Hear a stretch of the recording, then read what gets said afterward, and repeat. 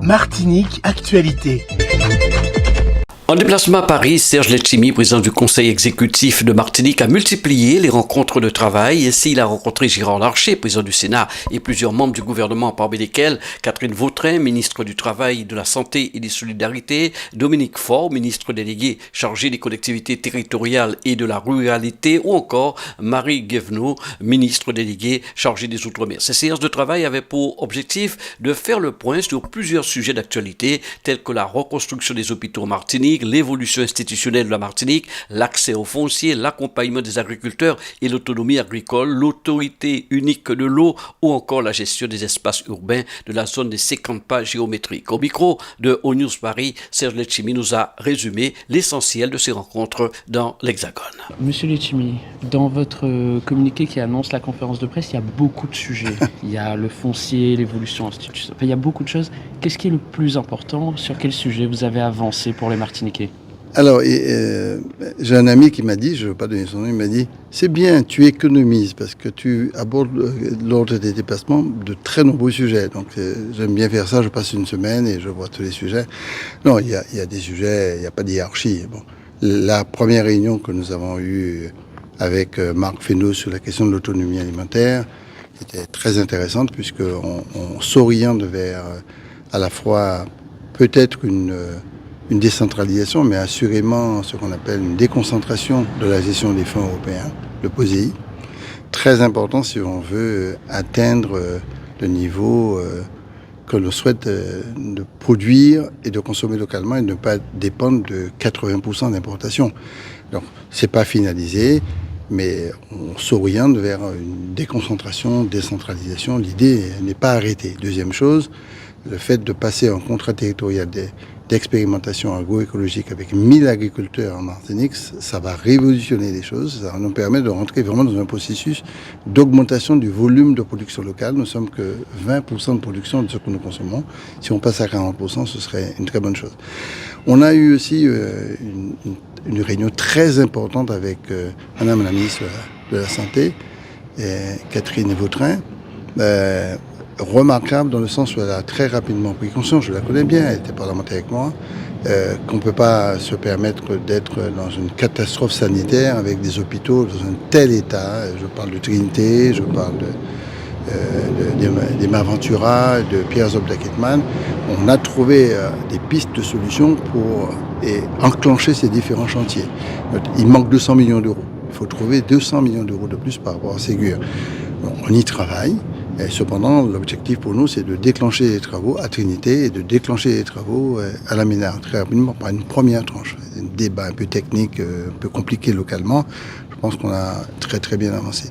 La réunion que nous avons eue aussi avec M. Larcher, le président du Sénat, est une réunion très très intéressante parce que, vous savez, tout passe par le Sénat en termes de réforme de la Constitution. Si le Sénat ne donne pas son accord, les deux assemblées ne peuvent pas se réunir à Versailles et on risque de ne pas avoir la majorité des 2/3. Et vous savez que je suis très attaché à l'instauration de pouvoirs normatifs autonomes en Martinique, dans le cadre de l'appel de Fort-de-France.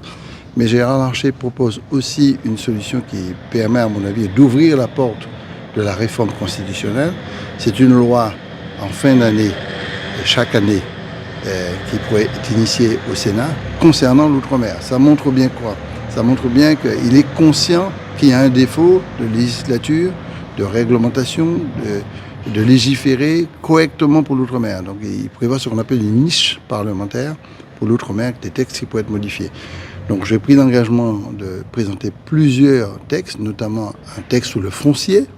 On est là sur un autre sujet qui a été abordé, parce que la question foncière est très importante et crée des conflits très très graves en Martinique, mais aussi ailleurs, en Guadeloupe ou ailleurs.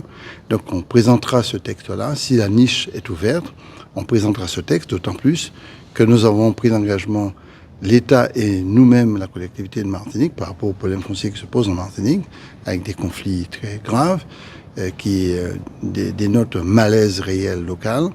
Nous avons pris l'initiative de faire une conférence élargie pour entendre tout le monde sur la question de la sortie d'indivision, mais aussi du titrement, c'est très important, pour que chacun s'exprime dans les meilleures conditions paisibles possibles et qu'on puisse et sortir par le haut et modifier les textes. Mais qui peut modifier les textes? C'est pas la collectivité territoriale qui peut modifier les textes, notamment sur la question de la sortie de l'indivision, sur la question de ce qu'on appelle la possibilité de faire une prescription acquisitive, quelles sont les règles qui sont liées aux prescriptions acquisitives, tout ça c'est l'État, puisque c'est l'État qui a la compétence régalienne du foncier.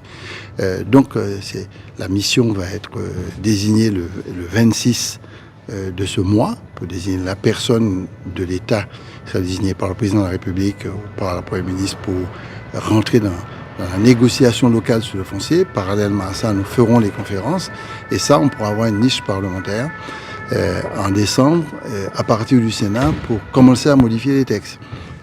Nous avons aussi posé le problème de l'eau, l'autorité unique de l'eau que nous voulons mettre sur place, d'autant plus qu'il y a le carême qui arrive là. Cette autorité unique de l'eau, sa validation nous permettrait de voir par une habilitation, parce que comme nous n'avons pas encore le pouvoir normatif autonome, par une habilitation à faire la loi, on pourrait faire notre propre autorité unique de l'eau à Plateau-Ras, c'est-à-dire à Fort-de-France et en Martinique. Vous parliez de l'autonomie alimentaire, on en parle beaucoup aujourd'hui en Guadeloupe comme en Martinique. Comment y parvenir rapidement, M. Letchimy? Rapidement, à mon avis, on a une situation ancestrale de la monoculture qui ne va pas s'effacer comme ça. La structure agraire n'a pas bougé depuis 350 ans. C'est pas en 2 ans qu'on va modifier les choses comme ça. Je pense qu'il faut d'abord assumer, j'insiste auprès de tout le monde, des manquements graves. L'accès au foncier. L'association des formés sans terre montre bien qu'il y a un vrai problème d'accès au foncier. Il faut régler ce problème-là. C'est pas possible qu'on laisse des jeunes sans terrain. Bon, nous avons actuellement environ 350 à 400 hectares de terre dans notre banque foncière, toutes attribuées. Il y en a qui ne sont pas très utilisées, mais il y a un vrai problème. Deuxièmement, il faut absolument qu'on donne de la place, quand on finance l'économie agricole, à la diversification. Je ne suis pas contre la banane et le rhum. Il faut continuer à exporter, ça c'est très important. Mais en même temps, il ne faut pas tout et puis l'instant panier. Bon. Donc nous sommes sur une demande de territorialisation du POSEI, avec une réforme foncière qui pourrait permettre d'avoir pour 1000 agriculteurs, je l'ai dit, et une possibilité d'avoir une aide découplée, forfaitaire, annuelle, pendant 5 ans, pour assumer la transition agroécologique en Martinique, désenclaver les terres, accompagner le transfert dans les mains des jeunes agriculteurs qui sont demandeurs de terre. C'est un énorme travail de déstructuration et de restructuration d'une nouvelle économie. C'est pas facile, il faut l'assumer et il faut essayer de l'assumer collectivement. Sur le sujet institutionnel, est-ce que vous croyez encore pouvoir gagner, justement, avancer en tout cas? Vous avez évoqué quelques points qui sont un peu ponctuels, mais sur le fond, on sait que la fenêtre, elle est assez courte. Il y a eu notamment la mission d'expertise qui avait été annoncée par le président. Où est-ce qu'on en est tout ça? Je pense que la nouvelle ministre, Mme Guévenoux, et le ministre de l'Outre-mer, Gérald Darmanin, et le président de la République n'ont pas trahi leurs paroles. Ça, c'est jusqu'à ce jour, je n'ai rien entendu de contradictoire par rapport à la ligne qui a été fixée à partir de l'appel de Fort-de-France. Bien entendu, il y a des contraintes. Premièrement, il faut obtenir un résultat positif pour réunir le Congrès, c'est la majorité du tiers. Ça, c'est un travail. C'est pour ça d'ailleurs que je suis venu voir Gérard Larcher pour lui dire je souhaite, j'ai envie, j'ai besoin de son soutien pour la réunion du Congrès. Parce que si le Sénat dit non, pas une réunion au Congrès. Quoi. Donc ça, j'ai demandé son soutien. Je lui dis, je suis sa proposition de texte en fin d'année, mais je souhaite vraiment son soutien. La deuxième chose, c'est que nous avons un nouveau rendez-vous avec Monsieur le Président de la République en juillet. Donc nous allons, d'après ce qu'a indiqué Gérald Darmanin et nous-mêmes, moi-même, on rentre dans un agenda. De telle sorte, est-ce que la question calédonienne, qui est une question essentielle qu'il faut respecter, trouve sa trajectoire de réforme de la Constitution, la question corse, etc. On n'est pas tout seul, il ne faut pas être égoïste et dire qu'on est tout seul. Donc nous allons étudier ça, mais je n'ai absolument pas ressenti un recul de la part de l'État. Maintenant, il faut convaincre localement. Il faut faire le consensus, il faut discuter avec les acteurs économiques. Il ne s'agit pas d'imposer quoi que ce soit à qui que ce soit. Ce travail-là est à faire, on continue. D'ailleurs, on a ouvert le congrès du peuple, c'est-à-dire on a fait notre congrès d'élus, maintenant on fait un congrès du peuple, pour permettre de créer l'osmose depuis Grand-Rivière jusqu'à Sainte-Anne.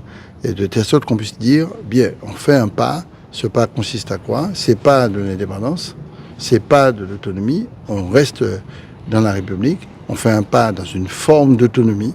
Et c'est très clair pour nous. On a demandé qu'on maintienne l'égalité des droits, on ne touche pas à l'égalité des droits. Donc il faut rester dans le 73. C'est pour ça qu'on a proposé qu'il y ait un 73.1. Le 1, c'est la différenciation des politiques publiques. Donc c'est le pouvoir normatif autonome. Ce qu'on peut adapter localement, parce que c'est notre réalité, culture, biodiversité, aménagement du territoire, logement, habitat. C'est pas parce que nous coéquipiers disent ça nous-mêmes que nous séparatistes par rapport à l'État. Ça n'a pas de sens, c'est ridicule. C'est simplement adapter des textes. Je vais vous prendre un exemple. J'ai besoin d'une autorité unique pour l'eau. Parce qu'il n'y a pas autorité unique pour l'eau et ni bon prix. Chaque coin Martinique n'y a un prix de l'eau. Et tel monde qui produit, l'autre qui vend pour l'autre n'est pas d'accord avec le prix. Donc il faut une autorité unique de l'eau. Mais pour faire l'autorité unique de l'eau, je ne peux pas faire ça localement. Si je pouvais faire ça avec un pouvoir normatif, je fais ça en 2-3 mois. Mais là, on va attendre 3 ans pour faire en autorité. Il faut aller supplier l'État. Peux-tu me donner un petit trou au Parlement pour présenter l'amendement qui va donner l'autorité unique de l'eau? Voilà un exemple extrêmement concret qui devrait nous susciter un envie collectif. Et je souhaite vraiment que la plupart des Martiniquais adhèrent à cette démarche. On reste dans la République, on est dans la République, on ne sort pas de la République, mais on est aussi Martiniquais et Caribéens. Le gouvernement a annoncé cette semaine une augmentation de la dotation globale de fonctionnement pour les collectivités. C'est une bonne mesure? Bon, bien sûr, tout ce qui a comme plus, c'est une bonne mesure. Bon, mais en même temps, si vous me donnez d'une main et vous retirez de l'autre, il y a un problème.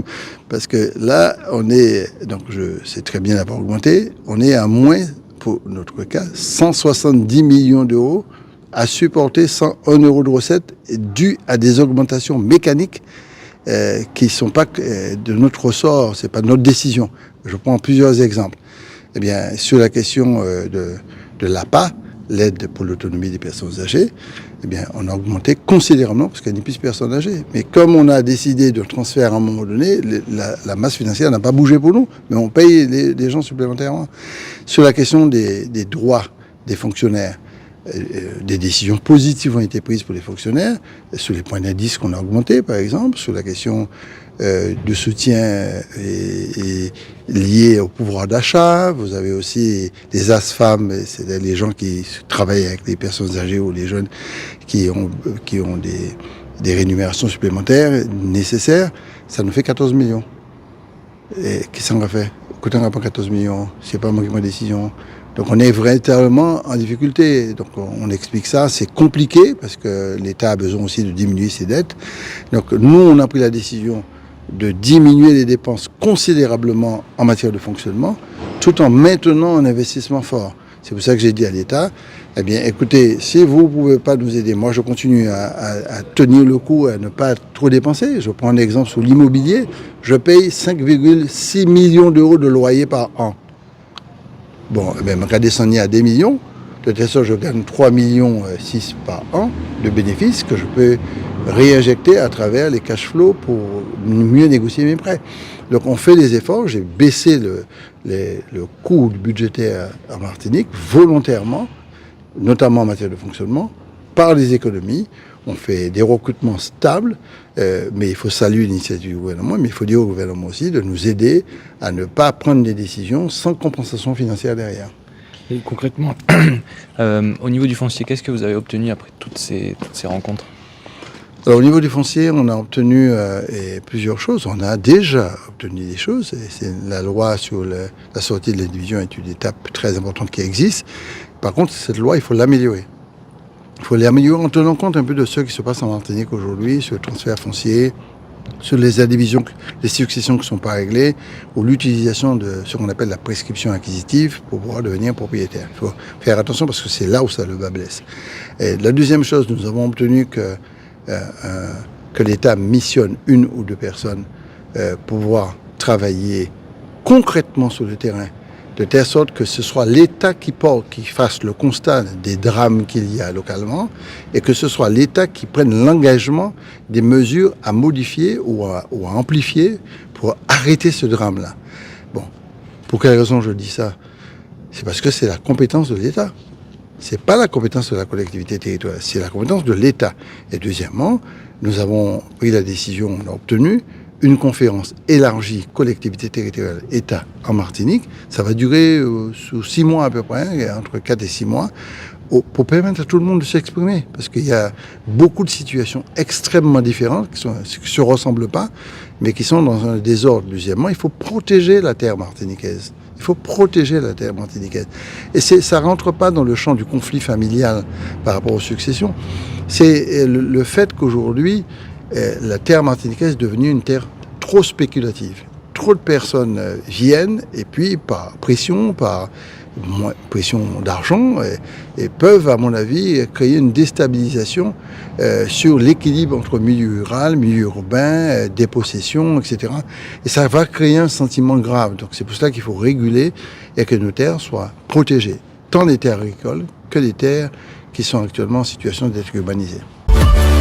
O-News Radio sur outremernews.fr.